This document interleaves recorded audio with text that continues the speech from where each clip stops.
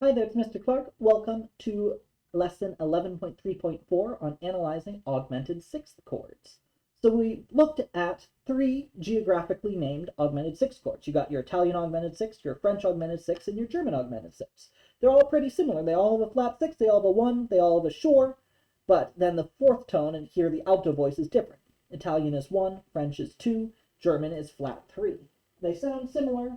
Italian, French, German. And the way that I remember them is geographically.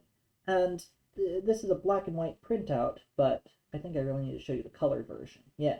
Okay, so this is clearly the work of an expert cartographer. Here you have Italy, so that alto voice is one.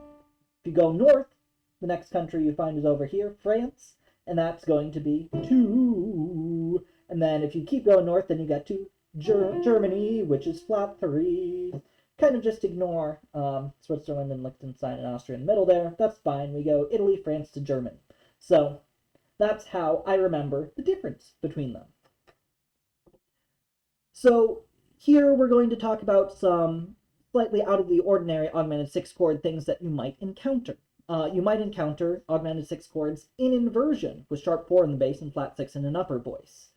I put in inversion in quotes because these aren't triads, so they don't have a root position, they don't have a first inversion, anything like that. But you might find a sharp 4 in the bass instead of a flat 6. This is most common with the German augmented sixth. You can still call it a German augmented sixth. You could also call it a German diminished third, since the two relevant voices now form a diminished third.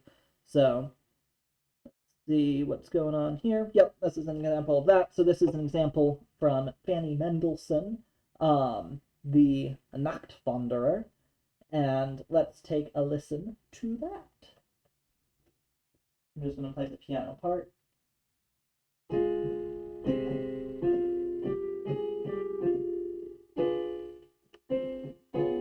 Ooh.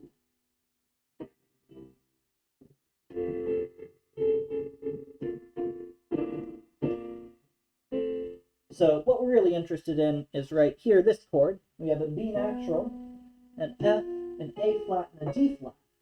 So that would be in the key of F, sharp 4, 1, flat 3, and flat 6. So that would be an example of our German diminished 3. You can also do other things with augmented sixth chords. You might use them to prolong dominant harmonies, as in this example from Maria Theresia von Paradise. So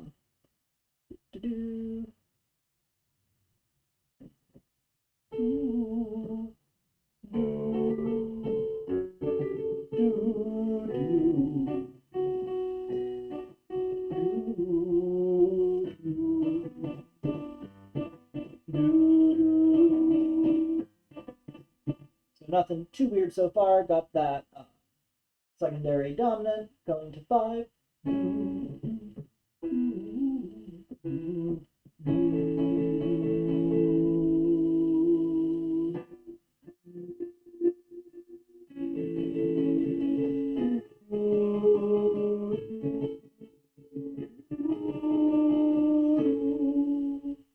So here we already see that 5 is getting decorated with a 7 diminished 7 of 5 going back to 5. And then the bass just goes in the other direction and uses the French augmented sixth as a decoration on 5. So that's what's going on here. You might also see augmented sixth chords resolving somewhere other than 5.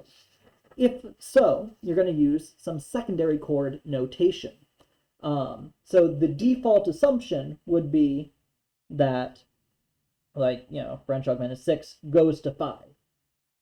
That's going to be your default assumption. But we don't actually put a Roman numeral on this because it doesn't have a root.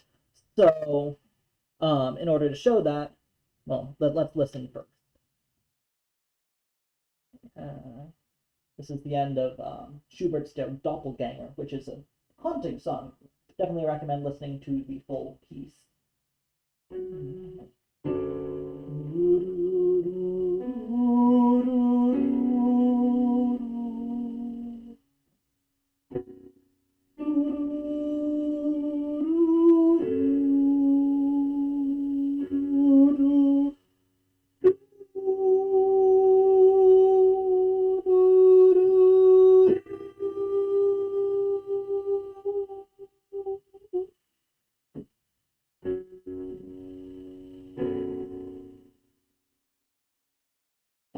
So what's going on with these harmonies at the end?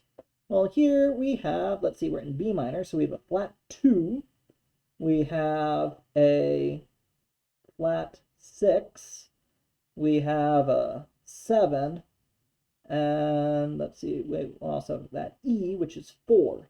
So right off the bat, that doesn't look like an augmented 6th chord, but flat 2 to 7 is an augmented 6. And instead of resolving outwards to 5, it resolved outwards to 1. So this would be a German augmented 6 of 1, because you have that, if you transpose it, it would be flat 6, 1, flat 3, sharp 4. And then here, that flat 6 goes down to 5, so that becomes a French augmented 6 because it moves down a half step. And then that stays as a common tone, leading to the 1 chord. So German augmented 6 of 1 going to a French augmented 6 of 1. So augmented 6 chords are cool sonorities, predominant, usually resolving to 5. Have fun with them, and I'll see you next time.